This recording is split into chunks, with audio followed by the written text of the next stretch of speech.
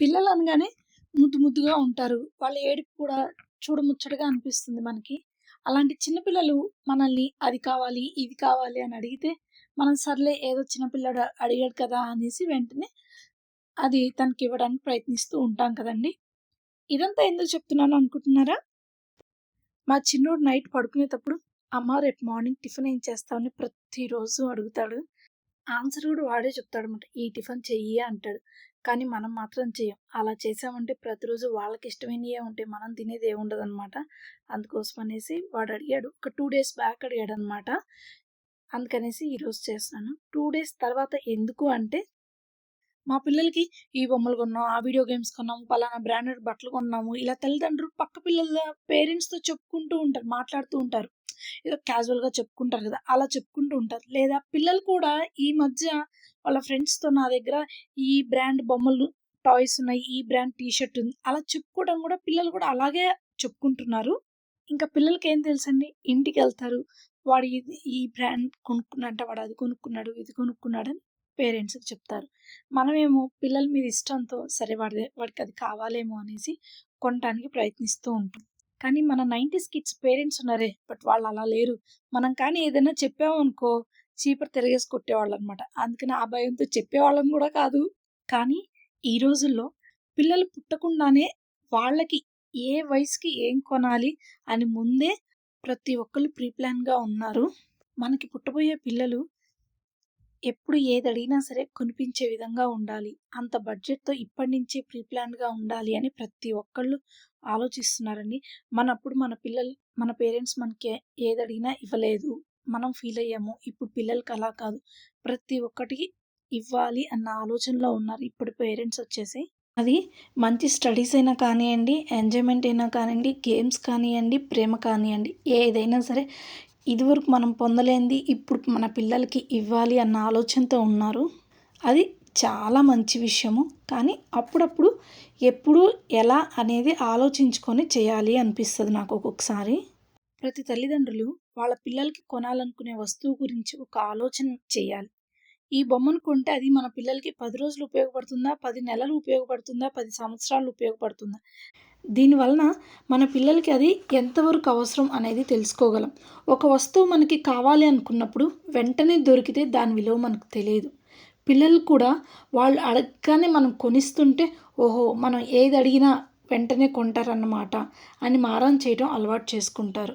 పిల్లలకి మనం బుజ్జగించుదామని చూస్తూ ఉంటాము. గొడవ చేయకు నాన్న, ఇలా ఏడవకూడదు, ప్రతిదానికి అలా చెప్దాము. ఇప్పుడు కొనకూడదు, ఇప్పుడు టాయ్ కొనటానికి మన దగ్గర డబ్బులు లేవు. ఇలా ఏదన్నా చెప్పాలన్నా కూడా వాళ్ళు అర్థం చేసుకునే స్టేజ్‌లో ఉండరనమాట. ఇంకెంతప్పటికి ఏడుస్తూ ఉంటారు. సో, అలాంటప్పుడు ఒక ఏం చేయాలి అంటే, ప్రతిసారి వాళ్ళు అడిగారు కదా అనేసి ప్రతి గేమ్ కానియండి, టాయ్స్ కానీ కొనలేం కదండీ! ఇన్‌కేస్ పెట్టాలి అనుకున్నా కూడా ఆ డబ్బులు అక్కడ పెట్టడం కన్నా వాళ్ళు అడిగినయన్నీ కొన్నామనుకోండి, ఇల్లు మొత్తం ఒక షాప్‌లా తయారవుతుంది. అందుకని ఈ రోజుల్లో మనకి షాపింగ్ మాల్స్‌లో కొంచెం డబ్బులు మనం పే చేసాము అంటే చాలా రకరకాల గేమ్స్ అవైలబిలిటీలో ఉంటుంది. అక్కడ కాసేపు ఆడిపిచ్చేసి ఇంటికి తీసుకురావడం చాలా బెటర్ అనమాట. లేదు అంటే ఇంక అదే అలవాటైపోయిద్ది ప్రతిసారి. అలా కాదు. అప్పుడప్పుడు ఎప్పుడు తీసుకెళ్ళాలి? మంత్లీ వన్స్ వాళ్ళు అలా అనమాట. మనం అలా ప్లాన్ చేసుకోవాలి. ఎవరైనా చుట్టాలు కానియండి, ఫ్రెండ్స్ కానీ మన ఇంటికొచ్చినప్పుడు వాళ్ళని మనం అరవకుండా ఉంటాం. అదే వాళ్ళు ఛాన్స్‌గా తీసుకొని అప్పుడే బోలెడన్ని కొనియండి అని అడుగుతూ ఉంటారు కదా! కానీ ఈసారి నుంచి ఇంటికి ఎవరొచ్చినా సరే అవసరమైతే పిల్లల్ని అరవాల్సిందే. లేదు అంటే అదే వాళ్ళకి బాగా అలసైపోతుందంట. ఇప్పుడు మమ్మీ కొనిపిచ్చిద్ది నేను ఏది అడిగినా సరే వీళ్ళందరూ ఉన్నారు కాబట్టి అన్న ఆలోచనలోకొస్తారు. అందుకోసమేసి వాళ్ళున్నప్పుడైనా సరే ఖచ్చితంగా అరవాల్సిన టైం వస్తే అరిచేయండి. ఇలా ఒక్కసారి ట్రై చేసి చూడండి. పిల్లలు మన దారిలోకైతే వచ్చేస్తారు. వాళ్ళు వీళ్ళు ఉన్నప్పుడు గొడవ చేయకుండా ఉంటారు. మనం ఒక్కసారి వాళ్ళు అడిగిన దానికి మనం కొట్టామా ఇంకేంలా. ప్రతిసారి ఎవరొచ్చినా సరే ఈరోజు ఒక కోరిక, నెక్స్ట్ డే ఇంకోటి అలా కొత్త కొత్త కోరికలు వాళ్ళకి పుడుతూనే ఉంటాయన్నమాట. మన ఇంటికి ఎవరైనా వచ్చినప్పుడు పిల్లలు గొడవ చేసినప్పుడు ఇది కావాలి, అది కావాలని అడుగుతారు కదండీ! సో, అడిగినప్పుడు ఒక్కసారి ఇలా ట్రై చేద్దాము. రోజు నువ్వు స్కూల్‌కి వెళ్ళేటప్పుడు బాగా లేట్ అవుతుంది. ఒక 1 వీక్ నువ్వు టైంకి బస్ మిస్ అవ్వకుండా టైమ్ టు టైమ్ నువ్వు వెళ్ళినట్లయితే గనక ఖచ్చితంగా నువ్వు అడిగింది నేను కొనిపిస్తాను అని గనక మనం ఒక్కసారి ట్రై చేసామనుకోండి, పిల్లలు ఆటోమేటిక్‌గా మన దారిలోకొస్తారు. ఒక్కసారి ట్రై చేసి చూడండి. ఇలా వాళ్ళు అడిగిన ప్రతిసారి చిన్న చిన్న టాస్క్‌లు మనం ఇస్తూ ఉన్నామనుకోండి, వాళ్ళు అతి కష్టంగా వాటిని ఫినిష్ చేస్తారు. కంప్లీట్ చేసి ఒక్కసారి టాయ్ కొనిపించుకుంటారు. రెండోసారి, మూడోసారి అమ్మో బాబోయ్! ఈ టాస్క్‌లు మన వల్ల కాదు. ఇంక నాకేం వద్దని ఇంకొకసారి అడగరనమాట. అందుకోసం అనేసి ఒక్కసారి ఇలా అయితే గనక ట్రై చేసి చూడండి. ఇంకొంతమంది బాగా మొండిగా ఉంటారు పిల్లలు. ఇంకసలు అది కొనే వరకు చేతికొచ్చే వరకు నానా బీభత్సం చేస్తారు. మామూలుగా కాదనమాట.